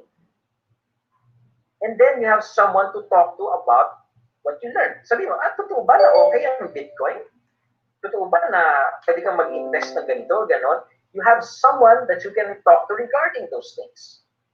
And as you learn as a parent, then you can become more comfortable discussing these things with your kids. Diba? Pero pag tayo mismo, parents, hindi tayo komportable mag-usap ng pera, especially over dinner and all of these things, it becomes very difficult to teach our kids good habits. Right? So, to really maximize this, to sort of conclude, ang maganda kasi, pag kayo ng coach, one, dapat may meeting kayo regular, at least once a year. Yun yung talagang bare minimum, once a year. Ideally, once a quarter. Usap-usap lang. It doesn't have to be a formal thing. Usap-usap lang. Just make sure you're both still alive. Diba? You both stay in touch. So ano nang pag-uusapan sa mga meeting na yan? Financial updates. Ano na ba nangyayari? Now here's the thing. Financial products go up, go down. That's part of it. So hindi dapat makikipagkita ka lang pag bagsak o makikipagkita ka lang pag mataas. You should make it a regular process. Kasi mababa ngayon. Okay, mababa ngayon. If you look at Dow Jones States, nalaglag na naman. Okay. Doesn't mean wala kang gagawin. You have to take a look at the situation. And once a quarter lang naman, once every 90 days, usap-usap lang. Ano na ba nangyari sa product? May bago ba? May bago bang pwedeng paglagyan? May bago bang strategy na pwedeng gawin? And then you yourself, update mo siya. Maybe you got married. Maybe you have a new child. Maybe you have a new job, or your business has gotten bigger or gotten smaller, whatever. You update the person because maybe they have a new solution that can help you. Again, we have to go beyond the transactional relationship. Sasabihin, pag sinabi ka, bebentahan lang. Again, if you're thinking like that, if that is how you're approaching this, talagang hindi tayo uusad eh. It has to be a conversation on both sides. And then lastly, always be ready to modify. Now, here's the thing. Even if you're losing money, because for many people, inisip na, ay, nalulugi ko, okay lang yan, paper loss lang naman yan, hindi naman yan totoong lugi. You're losing time to fix the situation. There are strategies called cutting losses, then you move into something else that can minimize the loss, or at the very least, potentially recover the losses. Hindi yan yung, sige, pagpasok mo yun nga, yung sinabing vaccine, pagpasok mo, bahala ka na. Don't do that. I've been an advisor in many companies, in many industries over, 3 decades now. And one of the things that always bothers me is when a client tells me, ay, bahala ka na. That's not healthy for both of you. You should always be involved in the conversation. That person is there, is a resource that you can really use to help you and your family. Not just as a seller of a product, but really as a coach that can help you develop good financial habits. Kasi pag hindi mo yung kinausap, sayang. At the very least, pag may nabalitaan ka sa social media, just ask, totoo ba to? Doon pa lang, it can save you a lot of heartache. Because ang dami mais ka, bakit? May narinig sa social media, ganito ang gusto daw. So many people went into Bitcoin years ago, nalaglag, tapos nawala. O ngayon, lumipad ulit Bitcoin, people are saying again, gusto ko naman mag-Bitcoin, ganito, ganon, ganito, ganyan. We understand what it is. Just because, again, someone made a lot of money, and a lot of people are making a lot of money on Bitcoin, doesn't mean it is good for you. You have to find somebody you trust to talk to, and trust is a two-way street. And in my decades doing this for families and individuals like OFWs and all of that, ang usapan namin, the product really is later na. Pinag-uusapan muna tayo, kamusta ka na? What's happening? Ganun na talaga. Takes time, yes. That's why from the very beginning, you should know what you're looking for in a coach. Ayun yung mga tanong. Do you want a coach that is young, is aggressive? Do you want one who is more experienced? Do you want one who is conservative? Yung mga ganung tanong. Make it a conversation. So at the end of the day, these people who are around you are professionally trained. Hindi naman sila basta-basta lang. They are professionally trained and they are monitored, can really help you improve your finances. Okay? So with that, thank you again, everyone, for listening. I look forward to seeing you again next month in our next session. So I think, again, I'm seeing down here we have some questions. So we'll get to it. So thank you, everyone, for listening. And I go back to you right now, Jenny. Thank you, Aya, for all the actionable advice you shared with us. You know, it's really helpful to maximize a financial coach to help the family's financial planning. And I'm sure ang audience natin ay motivated na talaga to consult with a financial coach, an AXA financial coach at that. So they can start their financial journey and get the protection they need for their family. Kasi napaka-importante because you said earlier, right, nag-e-evolve dapat lahat ng, nag-e-evolve lahat actually, lalo ng financial habits. Kaya kailangan talaga ng financial coach. Bakit? To keep everyone on track, to keep them on track, to help and to guide them, right?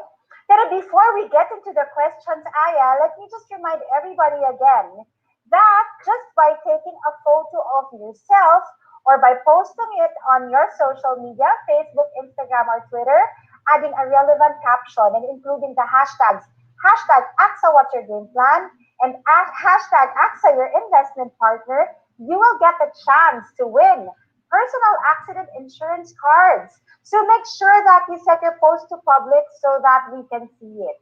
Now, here are the questions, Aya, and I'm sure you are now ready to answer them. Uunahin ko lang yung question na ito.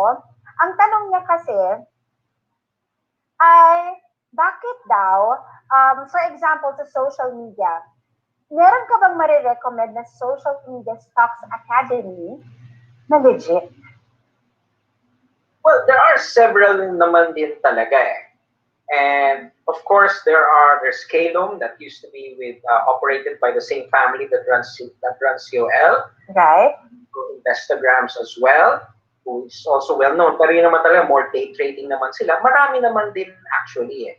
But when you're looking really for a course like that, one thing I would really advise people to do is na-exam pa. Is there a test? Because a lot of them, parang okay, you listen, but there is no test, walang feedback mechanism. So a legitimate program would have a feedback mechanism because how do you know that you learned what they try to teach you? Let's say, you're beginning to calculate yung time value of money, yung mga ganon, your projections, all of these things. Kailangan may exam. Hindi, okay, nakinig ka lang, nanood ka lang, then feeling mo alam na. Because again, you're talking about your own finances eh. At hindi pwedeng theory lang yan. Kasi pag nagkamali ka, you can't just say, do over, ulitan tayo. You have to live with the consequences of that decision. So look for feedback. And of course, a lot of people matuturn na, ay, may exam pa. Paano kung bumagsak ako? Okay, so take it again. Hindi naman to eskwela or pag bumagsak ka. People don't know people don't have to know that you failed. Diba? Take it again. Tama, yun ang para malaman mo talaga if it's really legit. Thank you for that, Aya. Now, there is another question. What is the difference in saving and investing for starters? Ano bang difference? Yes. Okay, here's the thing. Saving simply is choosing not to spend. So you have money, then you choose not to spend. That's saving. Investing, the concept of investing. A couple of years ago, I taught in a British MBA program, Bradford College of UK. I was one of the professors in economics there, economics and finance. And they had this, in the book that we were using, they had this fantastic definition for investing. And it really encapsulates the concept, and I love it. But investing is the sacrifice of something good today for the potential of something better. That's the really difference. Kasi saving, simply, hindi ako nagastos, nag-save ako. Yes. Investing, it's hard. Why? You have to sacrifice something good first. For what? Something that may not actually work. Diba? Whether it's a stock, a business, a mutual fund, an insurance thing. Are you sure it will work? No. Diba, hindi naman 100% guaranteed eh. Pag-investment.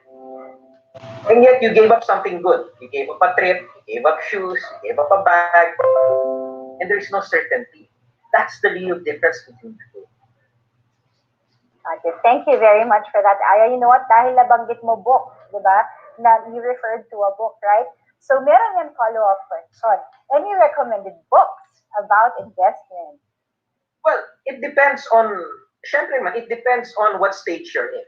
If you want yung mga anecdotal stories, of course, Brother Bo Sanchez' works are a good place to start. Yung my mate invest in the stock market, yung mga ganon. So that's anecdotal, di ba kwento? Oh, it can be done. But once you graduate to really technical learning, yung mga house, yung talagang finance na talaga, then the works of people, of course, like si Tamodaran, valuations, maraming mga libro naman ganon eh. Pero ano na yun talaga, pag seryoso ka na. They're getting started, the works of Brother Bo Sanchez are good. The works of course, Miss Rose Fausto is there as well. Randall Chongson, all of these people. They have fantastic books to get started.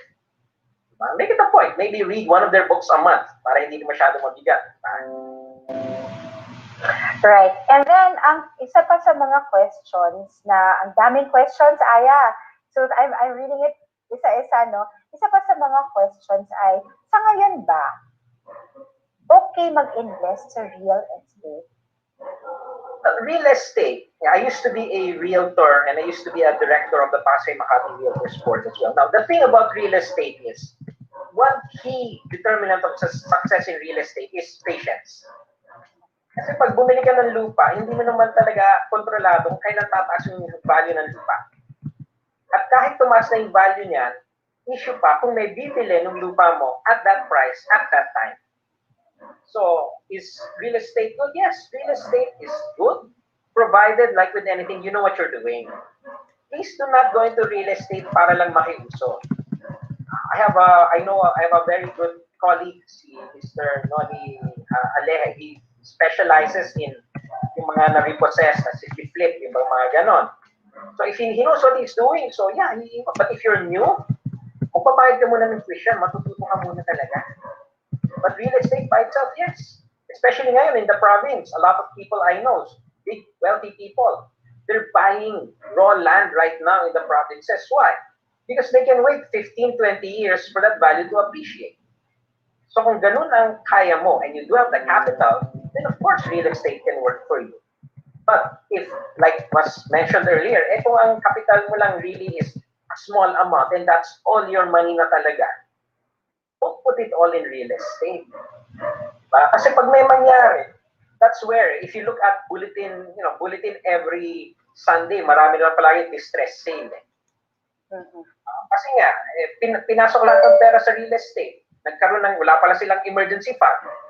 Kung nagka-emergency, yun agad ang ibebenta. At dahil nga desperado, they have to sell it at a loss. Sayang din lang yung panahon na pinasok nila doon. Tama. So, Aya, meron pa akong isang question that I will ask you. And then, maybe I'd like to call back si Miss Rose and Anton after this last question so that I can still entertain a few questions for you and for Miss Rose and Anton as well. So, ito yung isa pang question because you mentioned that dapat nga talaga pinagpaplanuhan ng lahat at pinag-iisipan, how often should I revisit my financial plan? Ideally, bare minimum once a year. Bare minimum once a year. Parang annual physical exam din lang. Yeah. Kasi una-una, baka yung advisor natin, wala na. Baka nag-retire na yung advisor natin. Baka lumipat na. So, doon pa lang, kailangan up-to-date lang tayo. Tapos, of course, over the years, the forms of the company changes. Diba, dati, iba itsura ng, kahit kayo sa AXA, dati iba itsura ng forms nyo eh. Right. Nag-iba na rin yung mga requirements for submission over the years because the laws have changed. That's right. Once a year, para lang naman, again, you've paid for the product, it is a good product, but, the law is the law, regulation is regulation.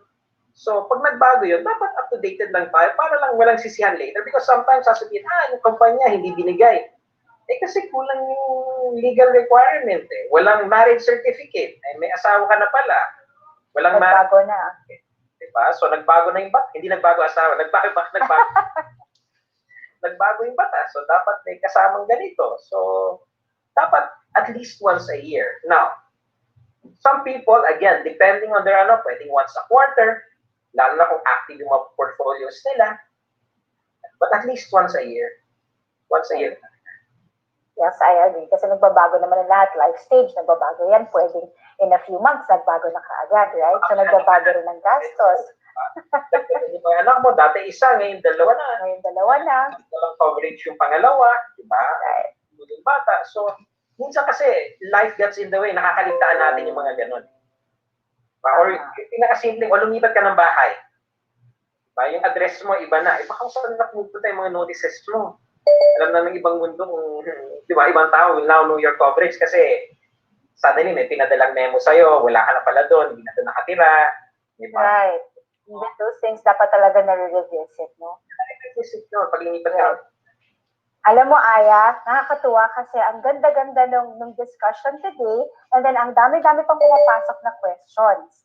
Tapos, what if tawagin pa natin si Miss Rose and Anton again? Right? So, kayong tatlo ngayon ang tinatawag ko para ibato ko yung mga questions.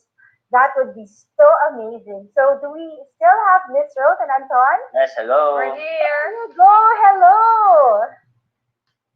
Welcome back. Thank You know what? The questions keep on coming, kaya we cannot help but call you back and to already join Aya, diba, sa screen. And so now, do I go ahead and continue the questions? Yes? Yes. All right. So, Fast talk, game, Kuya Bunda. half talk. Right.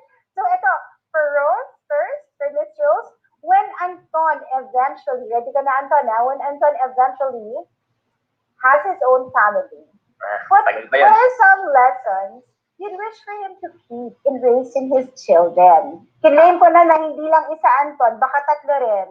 So ano yon? Akala ko about the wife, meron na ako dun eh. I think that's part of it. Yeah, there can only be one queen. Yeah. Yan ang Yes, I agree. Tapos, yung sa children naman, syempre I would also want him to raise his children to be kind individuals. And not to forget na the FQ lessons that he has learned kasi para bang if you get that out of the way, then parang sunod-sunod na yung iba eh. Para pwede nang hindi ka problema sa pera so that it will not get in the way of the kid attaining his goals in life. Agree. Tama naman. That, I agree to that. How about you, Anton? Very Ano nice. naman ang one piece of financial advice or lesson from your mom that you will never ever forget? Alam ko, madami, pero yung isa talaga na parati mong naaalala. I feel like the underlying lesson I think is integral for it. It's about the money, but it's the open communication. It's the they're willing to sit down and talk to us about it. And kami naman, it's our responsibility to ask. Kasi honestly, there are times minsan nakakatamad din na parang I already have things I have to learn in school. Tapos may dagdag lessons pa about money. So it's the communication, it's the open communication, and with the money we don't hide anything. Kasi it's normal if nagagugi sila in one certain investment or something like that, you talk about it. It's not all naman up lang eh, all happy. Right. Naman.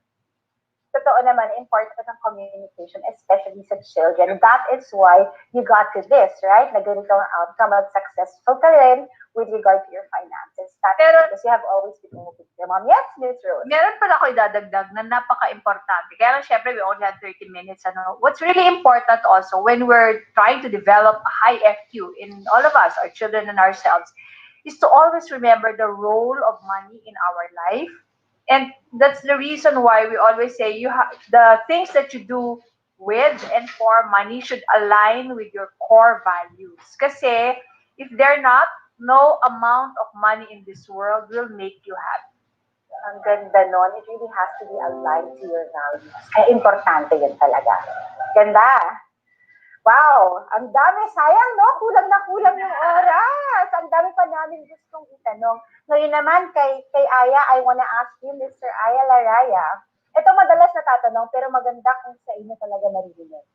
Is there such thing as too much insurance? Or ang dami-dami ko ng insurance policies eh. Meron bang ganun? Well, potentially yes, because again, insurance is risk management. And for each type of risk, there is an optimal amount na dapat nakaano doon. Because, syempre naman, too much kasi is relative to your total portfolio din naman.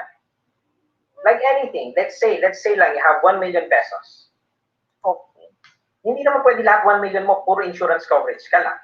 Because again, insurance is for risk management. It is not really for capital gains. You are managing risk of something. Risk of dying, risk of getting sick, risk of being unable to loss of income, things like that. And other assets are for capital gains, like business, stock market. So, yung mga sinasabi, too much insurance, I think too much, yes, in relation to your entire portfolio. Diba? Kaya nga, pag kailangan mo ba ng educational plan, pag wala kang anak, probably not. Okay. Pero syempre, pag meron na, dapat. Ngayon, again, let's say naman, alam mo naman, again, the tools we have now, if you know that you will need X amount for your child's education and you have a plan for that, why do you need to put 2 times the amount of money there? Should you not put it now into something else? Diba? Dapat nga, alam kung saan lang, kung para saan, what's the purpose? But if you just say na insurance and you're talking about, insurance, too much insurance, Hindi nga clear kung ano, is it life insurance? Is it life? Is it yes? Depende. What else is it? So, yung too much, it's parang an incomplete question. But short answer, oo, meron talaga. Kasi may limit din naman na. Nakaka-calculate yan, kaya nga may FNA. Right. Ideal amount for income protection. There is an ideal amount as emergency fund. We have all of these metrics. Now, can you put more? If you really have the resources to spare, sure, why not? But for many people, we don't have the resources to spare. So talagang kung ano lang yung tama, yun lang ang dapat ilalagay doon to achieve our financial goals. Right. Talagang dapat pinag-iisipan kaya importante ang financial needs analysis. Yes, yes. Right. Okay, so grabe, sobrang enriching ng itong usapan natin ngayon. But you know what? We just have to go. Kailangan na niyang matapos kahit ayaw pa natin. But thank you everyone for being with us today. Thank you once again, Miss Rose. Thank you once again, Anton. And as always, Mr. Ayala Raya, thank you very much. And Miss Rose and Anton, we hope to have you again and very soon. Yes, we hope to be back. Yes. Thank you. And thank you. And you know what, everyone? Thank you very much. We hope that you gained new insights and learnings from our discussions as much as we also did. And to those who asked questions regarding our products and services via our chat box, hindi na lang namin yan ma-accommodate lahat. But you know what? We have moderators who have been helping to answer. If you still have questions, you can approach your Access Financial partners. Importante that you have a financial coach, right? At sila na yon. You may also reach out to us and we'll do our best to respond to your queries. Okay, and so before we end, we come to another exciting part in our program. The announcement, are you all excited? Excited na ba kayong lahat for the announcement of all our social media post winners?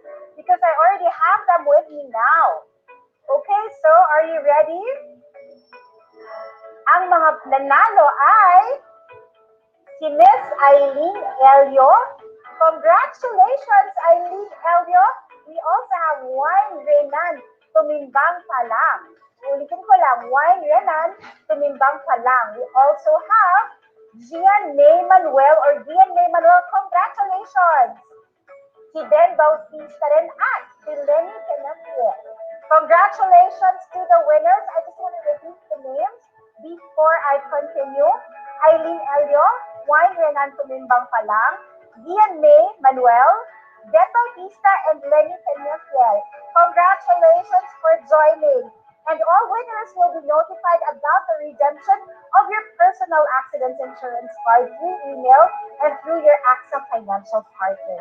But wait, there's more because we have good news, sabi ko sa inyo, you really have to stay until the end. Because if you participated in our social media contest, pero hindi ka nanalo, hindi naman pwedeng ganun lang. You still have a chance of getting a personal accident insurance card just by answering our post-event feedback survey. Yes, just by answering our post-event feedback survey, pwede ka pang manalo. You can access the survey when you leave and close this event. So dahan-dahan mong i-leave at i-close, and then we will select winners from those who completed the survey and we will reach out separately to you. So thank you once again, and as we see how our situation unfolds, hindi pa natin alam, but let us continue to be prepared by choosing the right insurance game plan. Please reach out to any of our AXA financial partners to find out how. This ends our program, and I am your host, Jen Ligo. It's been a pleasure spending time with you this afternoon. Have a great day and happy weekend, everyone. Like finding the perfect fit, no two dreams are the same.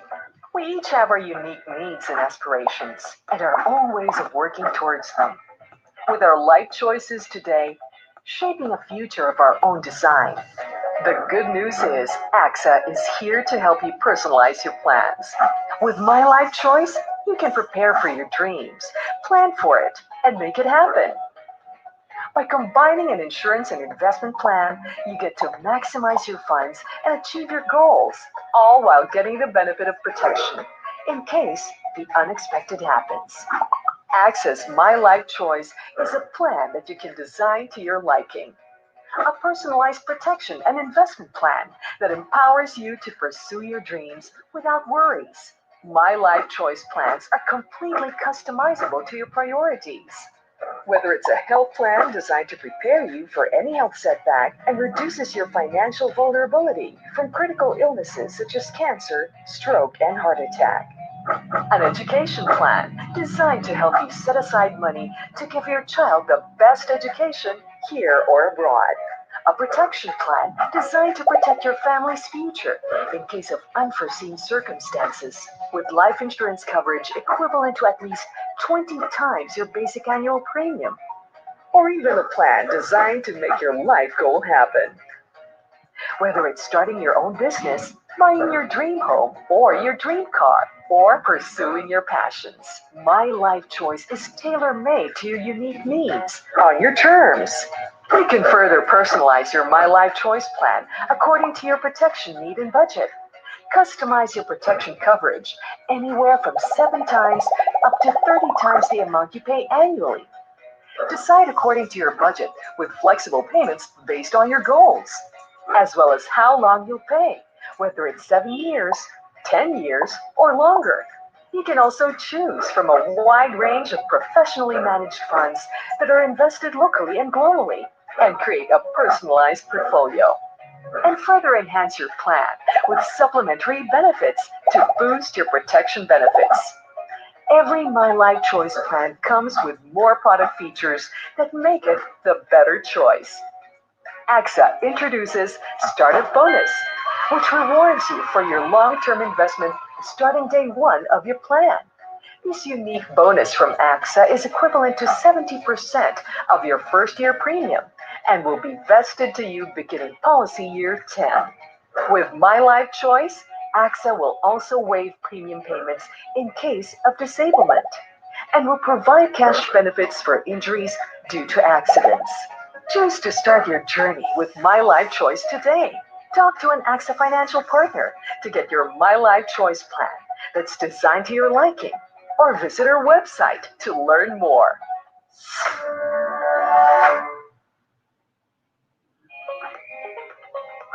As parents, we dream of providing the very best for our kids, especially when it comes to their education. We do our best and work our hardest to make sure that they achieve their full potential. But it's a challenging task, with expensive tuition and educational expenses and educational costs rising even higher each year. We need to take charge and be prepared with an education plan that ensures our children's future schooling no matter what happens. The good news is, AXA is here to help you make your dreams a reality. With My Life Choice, you can prepare for your dreams, plan for it, and make it happen. By combining an insurance and investment plan, you get to maximize your funds and achieve your goals, all while getting the benefit of protection in case the unexpected happens. My Life Choice plans are completely customizable to your goals and priorities, and can be personalized to an education plan that will fund your child's education here or abroad, simply by paying premiums for 7 years. As your children reach their college years, you can withdraw from your account value for their educational expenses each year for 5 years. My Life Choice Education is built with Bright Rider Plus. In case of untimely passing, Bright Rider Plus supports your child in the form of guaranteed payouts to cover educational expenses until graduation. To further help boost your investment and provide your child with the best education and future, AXA introduces Startup Bonus. Start planning for your children's education during their early years and be rewarded for your long-term investment starting from day one of your plan. This unique bonus from AXA is equivalent to 70% of your first year premium and will be vested to you beginning policy year 10. Plan ahead so no matter what happens to you, your child can receive the gift of education and a secure future. You can further personalize your My Life Choice plan for your child's education according to your protection needs and budget. Customize your protection coverage anywhere from 7 times up to 25 times the amount you pay annually. You can also choose from a wide range of professionally managed funds to create a personalized portfolio. Choose to further enhance your plan with supplementary benefits such as added protection coverage in case the unexpected happens. Every My Life Choice plan comes with more built-in benefits that make it the better choice. With My Life Choice, AXA will also waive premium payments in case of disablement and will provide cash benefits for injuries due to accidents. Choose to start your journey with My Life Choice today. Talk to an AXA financial partner to get your My Life Choice plan that's designed for your child's education or visit our website to learn more.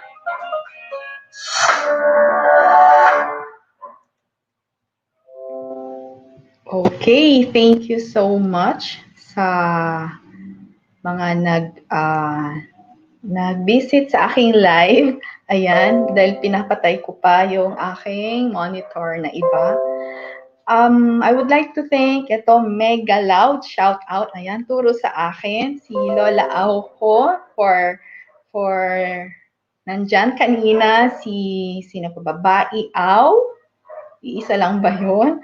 Si Pamilya Ronbel, si Mami Du and family, si Angelito TV, and sila yung mga nag-attend. Thank you so much. If you have, yung maganda yung turo, di ba? It's about teaching your child the value of money. So, as early as now, kailangan na nang turuan yung mga bata na mag-save para at least, di ba?